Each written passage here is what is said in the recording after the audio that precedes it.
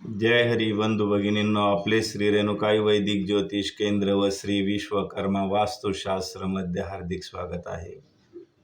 आज आपण पाहणार आहोत श्राद्ध तिथीच्या बाबतीत होणारी चूक। बऱ्याच ठिकाणी असे असते की एखादी व्यक्ती जर पंचमीला मृत्यू पावला तर त्याचे श्राद्ध हे चतुर्थीलाच म्हणजे एक दिवस अगोदर घालतात।